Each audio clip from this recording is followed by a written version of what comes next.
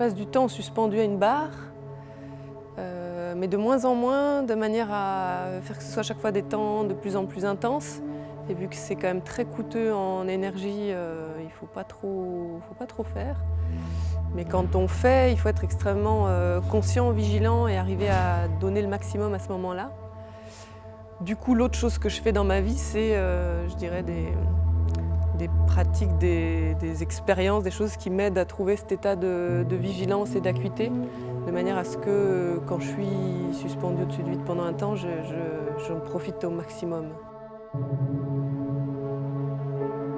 C'est un bon moyen pour sentir la vie qui vous traverse quand même. Par le fait justement de cet état de vigilance qui génère ça, par le fait de la hauteur qui convoque évidemment les risques de chute dans la tête. Du coup, ça nous place vraiment dans cette temporalité où on a un début, on a une fin, et ça aide à reprendre conscience de ça. Et du coup, ça aide à remonter le niveau de vitalité aussi, je dirais. Il y a effectivement cette espèce de fascination de sentir très concrètement ces 70 à 80% d'eau que nous sommes, retenus pour que ça ne coule pas par une membrane qui est la peau, informés par les os qui structurent, mais quand on renverse ces membranes de peau, on sent les liquides couler. On sent dans les pressions à l'envers dans la boîte crânienne, on sent les pressions dans le visage. Quand on arrive à affiner les sensations comme ça, effectivement, je trouve qu'on va vers... on approche d'une vision et d'une sensation de soi-même moins édulcorée culturellement par on est des gens, pas de question. C'est comme si on rentrait, on s'approchait d'une autre forme de réel. Ça, c'est troublant.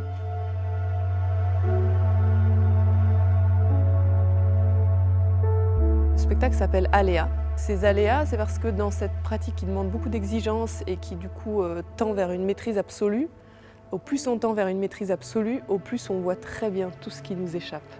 Donc aléa, pour ça, parce que c'est l'aléatoire qu'on va traquer là-dedans.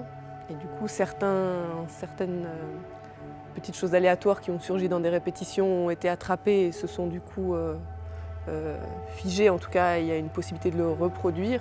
Mais du coup, cette écriture-là fait surgir encore d'autres surprises, donc c'est quelque chose qui grandit.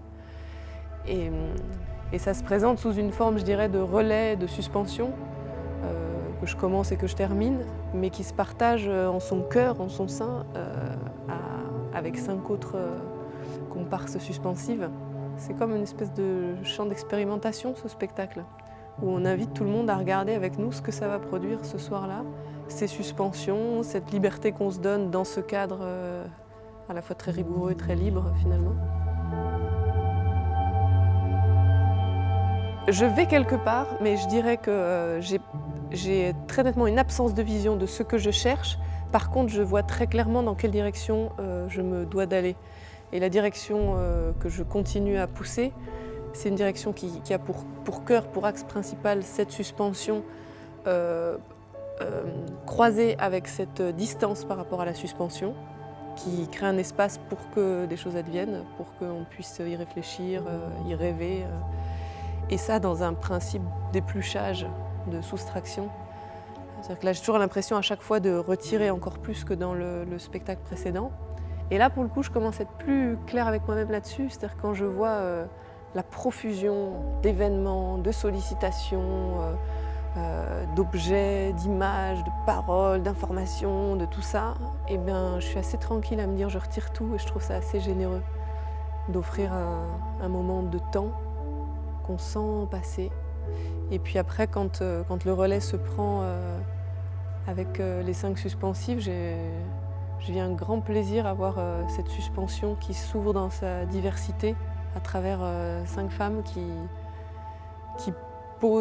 ont accepté de poser cette pratique de manière assez crue, déployée là devant pour qu'elles-mêmes et le public et nous tous, on puisse constater ce que ça produit sur elles, ce que ça produit en nous, là où ça nous amène à rêver. Donc voilà, j'ai l'impression que pour l'instant, j'arrive à trouver un chemin en continuant d'éplucher et où le public que je vois en face garde le sourire. Donc je me dis, ça leur fait du bien, on va continuer.